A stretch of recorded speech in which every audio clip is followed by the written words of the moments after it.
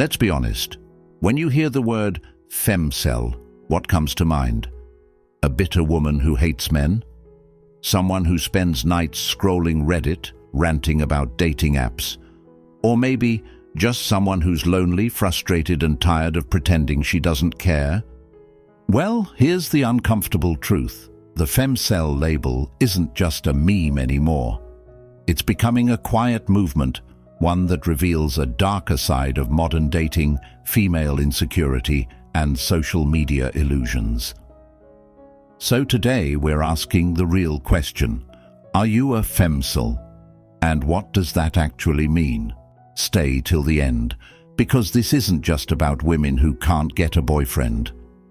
It's about something deeper, a reflection of what happens when connection dies and loneliness becomes an identity. And hey, before we dive in, make sure to hit that subscribe button if you're into honest, psychology-based breakdowns of human behavior. Let's get real. Section 1. What femcel really means. Alright, so what is a femcel really? The term comes from female involuntary celibate. It started online, kind of mirroring the male incel community, but it's taken on a different tone. A femcel isn't necessarily someone who's anti-men or full of rage. It's often a woman who wants love, connection, or even intimacy, but feels completely invisible or rejected by modern dating culture. In short, she's emotionally starved, socially disconnected, and tired of pretending everything's fine. Sounds heavy? Yeah, because it is. But here's the thing.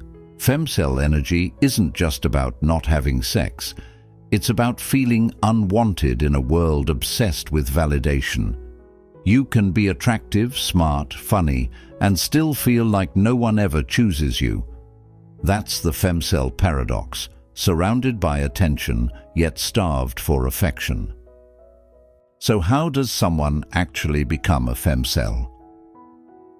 Let's talk about the psychology behind it, because this runs deeper than no dates.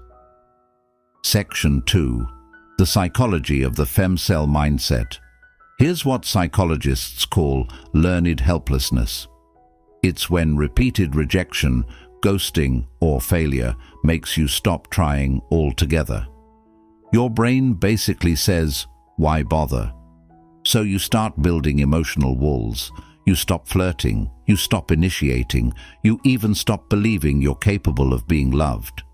At first, it feels protective, but over time, it becomes your cage. And here's where it gets darker. Social media pours gasoline on that fire. You scroll through perfect couples, filtered faces, engagement reels, and suddenly, love feels like an exclusive club you'll never get into. Your self-esteem starts quietly bleeding out through every like you don't get. That's when cynicism replaces hope. You start saying things like, men are trash, dating is dead, or I don't even care anymore. But deep down, you do care. You just don't want to admit it, because caring hurts. If you've ever felt that quiet ache, that mix of loneliness and frustration, hit the like button. Because trust me, you're not alone in this. Now let's talk about how this mindset shows up in real life, and how to know if you might actually be slipping into femcel territory. Section 3. Signs you might be a femcel. Number 1. You've given up on dating before it even starts. You tell yourself, it's not worth it, or everyone just wants hookups. You're protecting yourself, but also isolating yourself. Number 2. You compare yourself constantly. Every scroll, every story, every post, someone seems prettier, happier, more loved. You know it's fake, but your brain still whispers, why not me? Number 3. You hate vulnerability. You've been hurt, so now you mock love to feel powerful.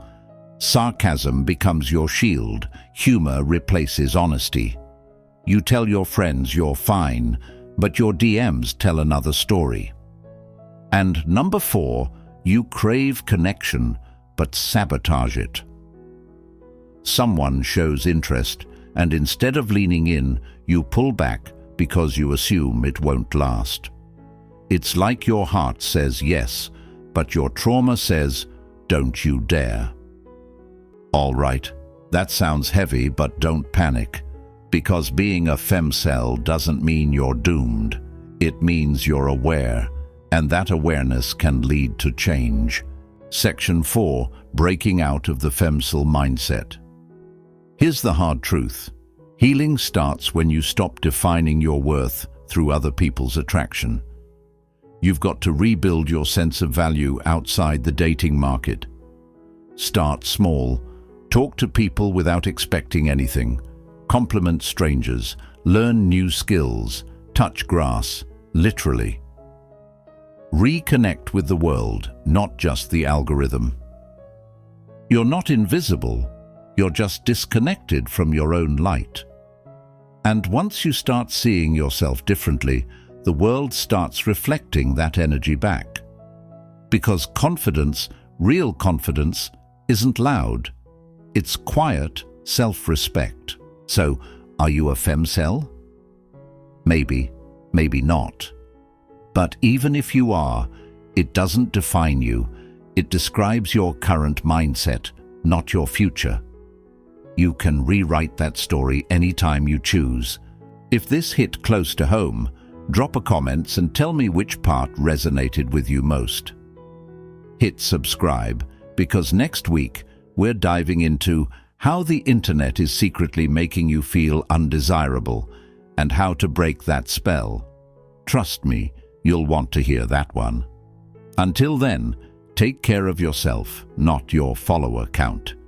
See you in the next one.